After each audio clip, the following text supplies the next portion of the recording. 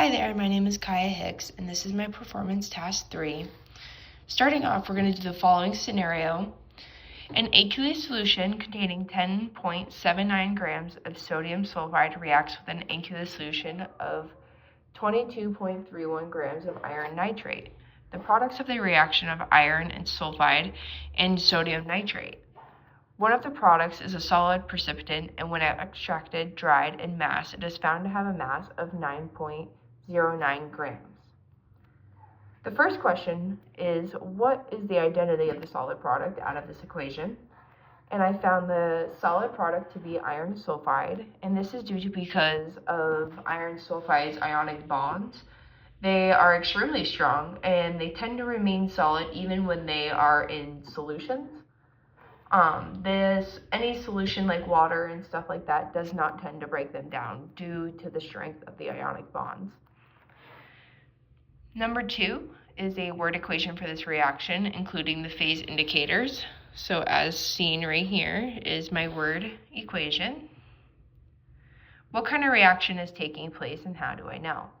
I believe a double displacement reaction is taking place, and I believe this because the positive charged ions, sulfide and nitrate, and the negative charged ions, sodium and iron, are flipped.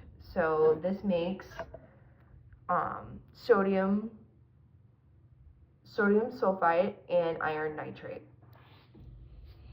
The chemical formulas for each of the reactants being sodium sulfide and iron nitrate. Sodium sulfide has the chemical formula of Na2S, and iron nitrate has the chemical formula of FeNO3 to the third power. The chemical formulas for each of the products being iron sulfide and sodium nitrate. Iron sulfide has the chemical formula of Fe2S3, and sodium nitrate has the chemical formula of NaNO3. In number 6, we had to write a balanced equation for this reaction, including the phase indicators. So as seen right here, I have my balanced equation. Number 7, we're actually going to use this balanced equation in going forward. So determine the identity of the limiting reactors. So to determine the identity of the limiting reactant, you have to determine the moles within the balanced equation. I know that I have 3 moles within Na2S, and I have 2 moles in FeNO3 to the third power, and both are considered reactants within the balanced equation. So we need to compare the moles and the ratios of the 2 reactants, and the reactants of FeNO3 to the third power will be completely used by the first time, making this the limited reactant, and that is due to the fact that FeNO3 to the third power has 1 less mole than Na2S. So number 8, we had to determine the theoretical yield of the solid product.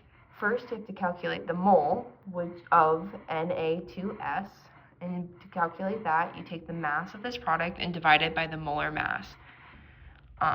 The mass of the product being 15 grams, and divide that by the molar mass of 78.04, and then you get the product of 0.192. The molar mass of Na2S is 0.192 mol. Secondly, you want to do a similar equation as you did for Na2S. However, it is a little different.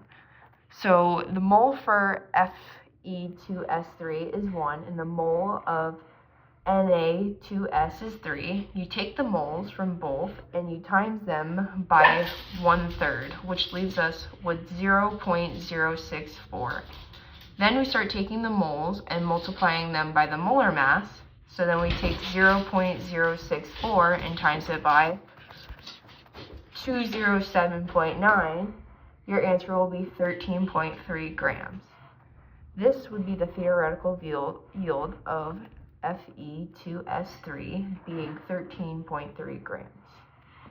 So for number 9, we come up to calculate the percent yield of the solid product.